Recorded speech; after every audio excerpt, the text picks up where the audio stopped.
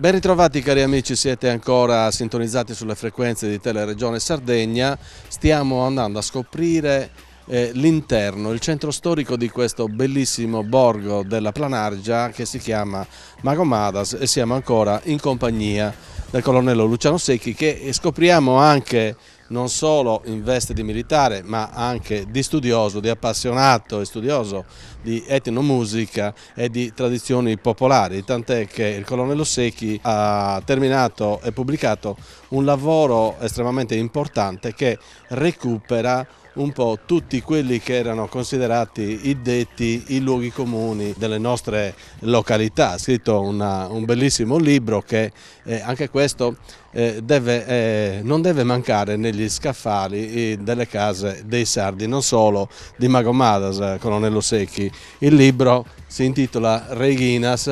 Reginas che cosa sono? Sono le nostre radici, e lui ha fatto un lavoro certosino, capillare, è andato a recuperare tantissimi detti che rischiavano di scomparire. Completamente sì, sono contento non solo per me ma per i ragazzi, per chi leggerà quest'opera, per il recupero, come diceva lei, per il recupero di antichi detti, antichissime preghiere che risalgono addirittura a ho fatto delle ricerche addirittura al 600, al 700, e ancora in uso nei nostri paesi. Non mi sono soffermato solamente sul nostro piccolo paese, su Magomadas, sarebbe stato abbastanza riduttivo, ma la mia ricerca si è svolta su tutti i paesi della Planargia, da Montresta, Suni, Sindia, Modolo, Tresnurages, Bosa, tutti i paesi della Planargia, Flussio, tutti i paesi della Planargia. E da ogni paese io sul campo, voi vedrete che chi potrà leggere quest'opera vedrà che non c'è bibliografia, non vi è bibliografia per il semplice fatto che tutto il lavoro è stato svolto sul campo, cioè dalle vive parole, dalla viva voce dei nonni, delle persone anzianissime, alcune addirittura di più di 90 anni, e da cui ho attinto non solo la spiegazione ma anche del perché si diceva. Ci sono molti libri che parlano così di detti, di proverbi della Sardegna, però in questo caso io ho voluto fare una sorta di archeologia linguistica, cercando, cioè ho fatto degli studi classici o di latino e di greco, e mi ha molto agevolato questa cosa nel ritrovare determinate attinenze con la lingua greca e la lingua latina.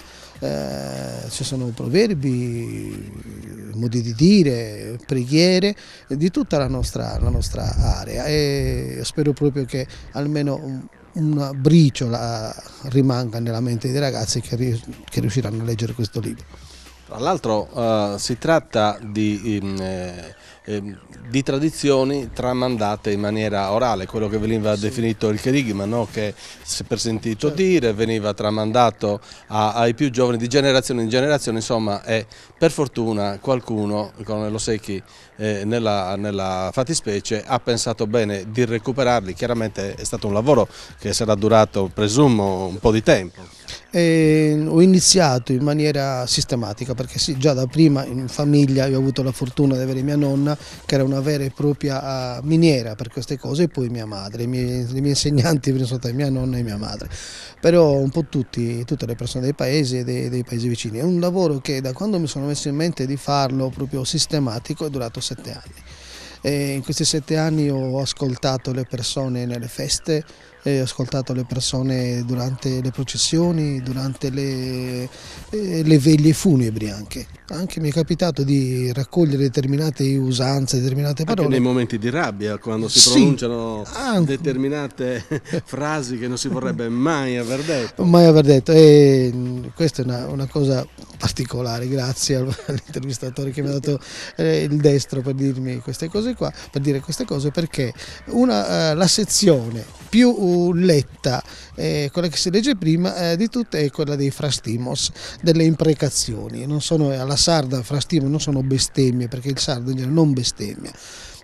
Sono delle imprecazioni, delle maledizioni. Ecco, ce ne sono di una fantasia estrema, proprio fantasioso. E il capitolo che viene letto di più quasi, che provoca a volte ilarità, a volte diciamo mamma mia, come si fa a dire una cosa del genere a una persona, però questo era e questo si diceva, ecco.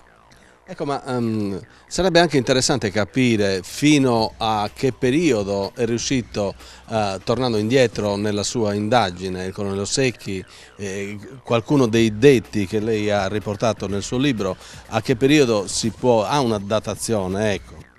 Ma molti sono particolari dei paesi. La mia ricerca è stata rivolta appunto a quello di ogni paese trovare la particolarità. Per esempio ce n'è uno nostro che sono sicuro che risale addirittura ai tempi nuragici, cioè che il ricordo di questo affonda le radici nei tempi nuragici. Per esempio si dice da noi Mia Issa Panolia.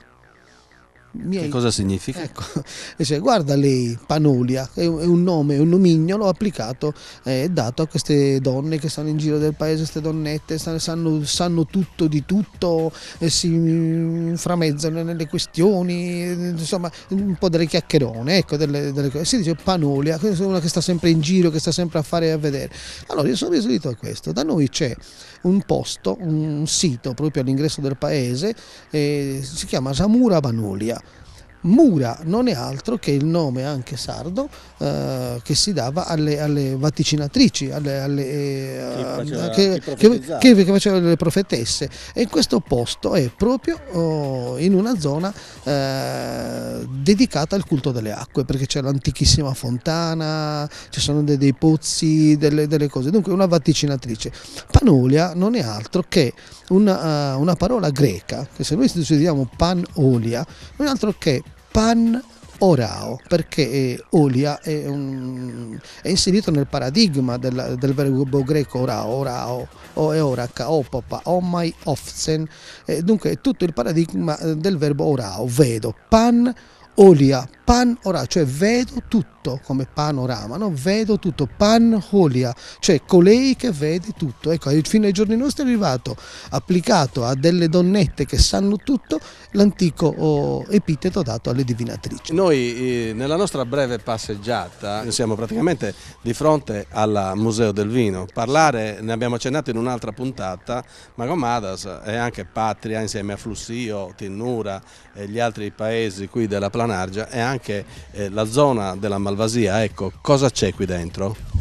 Qui ci troviamo di fronte all'antica casa del vecchio parroco, appunto, che è stata riadattata, una casa di fine Settecento, e qui c'è il Museo del Vino. Il Museo del Vino è unico nella Planargia, raccoglie sia strumenti di lavoro, delle vigne, degli innesti, cioè tutto ciò che gravita intorno alla vite e all'uva, e soprattutto tutto ciò che è la teoria anche della vinificazione. Ci sono dei pannelli che parlano dell'uso dei bicchieri, del corretto servire, degli abbinamenti del vino con i pasti, degli innesti, un po' di tutto. Sono 22 pannelli di grandi dimensioni, di 1,80 m per 1 metro, dove tramite foto e testi si vive esattamente il mondo della viticoltura. Ecco, le radici, Raiginas, quindi l'attività lavorativa, appunto la trasformazione di questo prodotto, le cui origini sono datatissime. Io ringrazio Luciano Secchi per la sua disponibilità e per tutte le cose interessantissime che ci ha raccontato. Vi ringrazio per averci seguiti da questo borgo della Planargia che è Magomadas, pochissimi abitanti, poche centinaia di abitanti, ma veramente una nicchia, è un posto bellissimo che vi invito, tra l'altro, cari amici telespettatori, di venire a visitare. Grazie per averci seguito fin qui e vi rimando ad una prossima puntata di 37 gradi e mezzo, sempre su Teleregione Sardegna.